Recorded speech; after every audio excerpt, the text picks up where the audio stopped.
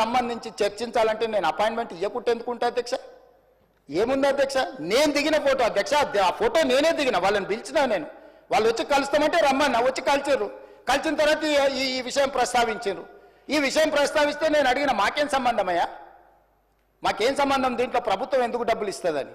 లేదు సార్, కేటీఆర్ మేము చీకట్లో మాట్లాడుకున్నాం, అదంతా సెట్ అయిపోయింది సార్, జర్ర మీరు ఊ అంటే ఇక వేసేసుకొని వెళ్ళిపోతాం సార్, ఒక 600 కోట్లు జర ఊ అని రా సార్ అని వచ్చారు.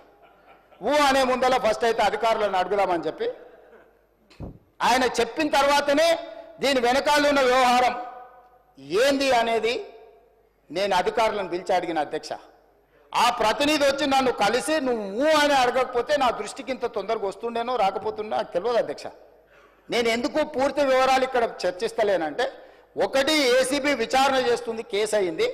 2 హైకోర్టులో కేటీఆర్ గారు వెళ్ళారు. ఈ 2 శాఖలు నా దగ్గరనే ఉన్నాయి. ఒక శాఖ ఎంఏయుడి హెచ్ఎండిఏ నా దగ్గరనే ఉంది, పోలీస్ శాఖ నా దగ్గరనే ఉంది, విచారణ చేసే శాఖ కూడా నా దగ్గరనే ఉంది.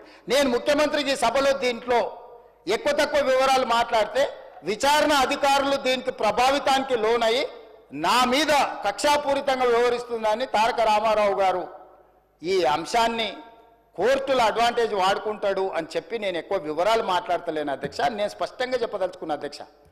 2023 డిసెంబర్, నాకు తారీఖు సరిగ్గా గుర్తులేదు, నేను ఆ డేట్లన్నీ తీసిస్తాను.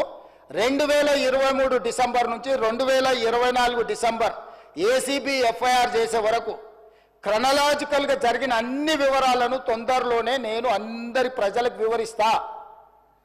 ఆ సంస్థకు సంబంధించిన ప్రతినిధి నన్ను కలిసి నాకు వాళ్ళు జరిగిన లోపాయకారి ఒప్పందాల గురించి చెప్పి దీన్ని నువ్వు సహకరించాలని అడిగినప్పుడు శాఖ నుంచి సమాచారాన్ని తెప్పించుకొని ఇది తెలంగాణ రాష్ట్ర ప్రజలకు సంబంధించిన సొమ్ము, హైదరాబాద్ నగర అభివృద్ధి కోసం మాత్రమే వాడాలి, కొద్దిమంది తోసుకుంటే కుదరదు అని చెప్పి దాన్ని వివిధ సందర్భాలలో అధికారుల నుంచి సమాచారాన్ని సేకరించి అధికారులకు పై అధికారులు నోటీసులు ఇచ్చి వాళ్ళు ఇచ్చిన రిప్లైల ఆధారంగా దాన్ని విచారణ చేపట్టాలి అని చెప్పి ఈరోజు ఫిర్యాదు చేసినాం అధ్యక్ష. సంవత్సరం నుంచి నానుతున్న సబ్జెక్టు, సంవత్సరం నుంచి పత్రికలలో రాస్తున్న సబ్జెక్టు, సంవత్సరం నుంచి టీవీలలో పేపర్లలో చర్చ జరుగుతున్న సబ్జెక్టు. 4 సమావేశాలు జరిగినాయి అధ్యక్ష. మన ప్రభుత్వం వచ్చినాక తమరి నేతృత్వంలోనే, తమరు స్పీకర్ అయిన తర్వాత ఈ శాసనసభ సమావేశం ఒక్కసారి కాదు 4 సార్లు జరిగింది అధ్యక్ష. ఇది 4వ సమావేశం. 4 సమావేశాలలో ఏ రోజైనా ఫార్ములా ఈ రేస్ గురించి బీఆర్ఎస్ ఎప్పుడైనా మాట్లాడిందా అధ్యక్ష? ప్రపంచంలో ఉండే చంద్రమండలంలో ఉండే ధూళి దుమ్ము గురించి అనకాపల్లి నుంచి అమలాపురం నుంచి అమెరికా వరకు కేటీఆర్ గారు అన్ని విషయాలు మాట్లాడిండు. ట్విట్టర్ పిట్ట రోజు విషయాలను ప్రస్తావించిన ఏ రోజన్నా ఈ ట్విట్టర్ పిట్ట ఈ ఫార్ములా ఈ రేస్ గురించి ఎప్పుడైనా మాట్లాడిండు అధ్యక్ష? ఇవాళ నిన్న సాయంత్రం నుంచి ఎట్టి పరిస్థితుల్లో చర్చ జరగాల్సిందే, ఈ సభను నడవనీయం. ఏంటి అధ్యక్ష దురహంకారం? 2023 డిసెంబర్లో ఓడించి అధికారంలోకి వెళ్ళి దించారు.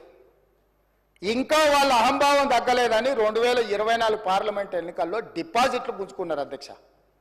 అయినా ఇంకా వీళ్ళు అధికారం పోయినా మారలేదు, డిపాజిట్లు పోయినా మారలేదు. ఈరోజు మెదడు కూడా పోయినట్టుంది అధ్యక్ష వాళ్ళు చేస్తున్న అల్లరి చిల్లర పనులు చూస్తుంటే. అధ్యక్ష, మనం బాధ్యత కలిగిన ప్రజాప్రతినిధులం. ఇంత కీలకమైన సమస్య చర్చ జరుగుతున్నప్పుడు ఈ చర్చను కొనసాగించి చర్చ పూర్తయిన తర్వాత తీసుకోమని అడగనున్నారు అధ్యక్ష.